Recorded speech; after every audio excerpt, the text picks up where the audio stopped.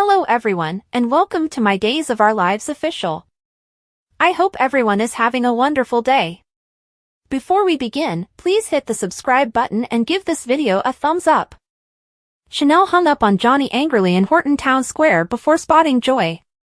Chanel stormed up to Joy and slapped the other lady for ruining her marriage, lying to her for months, and posing as her friend. Joy was asked bluntly, "How do you live with yourself?" by Chanel. Joy protested right away that she and Johnny hadn't had sex since Johnny had stopped it after she shoved her back into her seat. Joy asked Chanel if she could forgive Johnny and defended his love for her. Joy was sternly informed by Chanel that if Chanel pardoned Johnny, it was none of her business. Joy persisted in standing up for Johnny and blamed his behavior on a misunderstanding. Chanel criticized the suggestion that Johnny's idiot behavior might have been the result of an error. She said that Johnny ought to have believed in her and their bond. Rather, he had betrayed her and lied about it for months because of his bruised ego. Because Joy had experienced what it was like to be the new girl in town and to have a mother who had always expected her to screw up, Chanel claimed she had reached out to Joy as a friend. Chanel thought of all the times she'd asked Joy to hang out with her and Johnny. Chanel refused to take no for an answer. Joy shot back. Joy said she was sorry, but Chanel assumed she was just sorry for being discovered. Chanel also recalled that Joy had been afraid of losing her work, according to Johnny. She growled about poor little Joy not being on TV anymore and claimed that Joy's decision to put her career before friendship had shown her actual nature. Joy talked on how, when she initially moved to the area, she felt like everyone knew her from her familial ties. She didn't want that first impression to be that of a happy homewrecker, and she had wanted to come across as herself. For a brief period, Chanel appeared to soften, but she again emphasized how Joy had betrayed their bond. Admire Days, B&B, General Hospital, or other soap operas. Participate in the discussion on our SC boards. To interact with fans and start a conversation right away, click here. Joy began to express her wish that she had taken EJ's offer after agreeing with Chanel's evaluation of her. Joy paused, but Chanel forced her to clarify her meaning. Reluctantly, Joy disclosed that EJ had attempted to buy her way out of Salem. Joy was once more approached by an irate Chanel. She shouted that Joy was a bad person and that she wished she had never seen her. Then Chanel hurried away. Leo moaned about being by himself on New Year's Eve as he gazed at a blank computer screen in his room. He was informed that a new Lady Whistleblower column had been added. Leo started reading the column where Lady Whistleblower nagged him about becoming crazy. Leo had lost his man, according to Lady Whistleblower, who wondered if he might lose his job in the coming year as well. Later, Leo found a sad Johnny when he walked into the body and soul office. Leo started talking incoherently about his writer's block and his desire to think of a juicy new storyline that Lady Whistleblower wouldn't reveal. Leo asked Johnny for his thoughts on a possible plot point before he left. Joy's character, Reagan, and Chanel's character, Faith, would be stranded in a cave together, battling to return to the man they both love.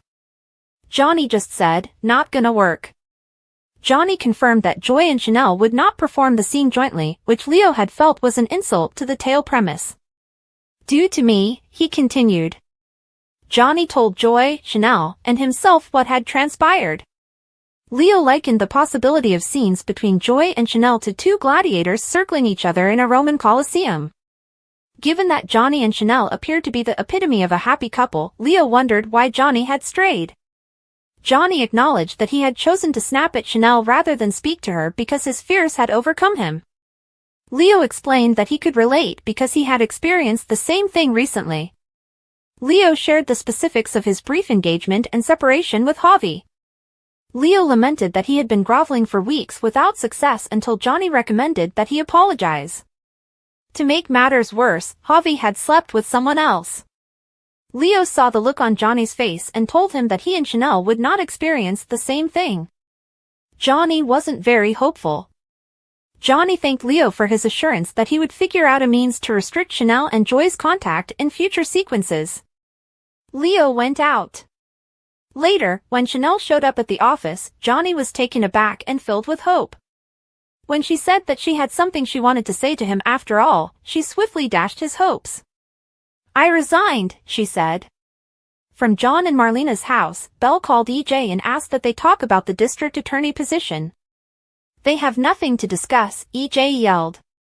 Belle reassured EJ that she hadn't taken advantage of the chance. EJ contended that she had the option to decline it, but he reminded himself that Belle owed him no allegiance. But he thought of another narrative about Paulina and Jada. He felt deceived by them. Belle encouraged EJ to put revenge and retribution out of his mind while standing up for the women. EJ wondered out loud what he could do to Paulina or Jada in retaliation as he glanced toward the hidden tunnel passageway. Marlena came home wearing jogging gear after Belle hung up with EJ. Marlena remarked that her mother had gone to bed early, but Belle was still in awe of her early start to the day. Belle told her mother about the party and its strange events after she inquired about her New Year's Eve. She concluded the synopsis by announcing that she had accepted EJ's position as district attorney. Marlena was thrilled for Belle, but she was unsure of EJ's reaction. Although Belle acknowledged that EJ hadn't taken the news well, she thought she could handle him because of how tense their relationship was already. Then Marlena inquired about Sean. Although Sean had expressed happiness for her, Belle admitted that she was apprehensive about spending every day with her soon-to-be ex-husband. At that moment, there was a knock on the door. Sean was the one that responded, "Belle." For Belle, Sean brought up a box containing EJ's old files. Since EJ had refused to prosecute the cases, he thought Belle ought to reconsider them. Belle expressed her gratitude to Sean for the help. "I hope there is someone in charge who will look out for the town, not themselves," he said. Before Sean departed for work, Marlena assured him that she would always welcome him to her house.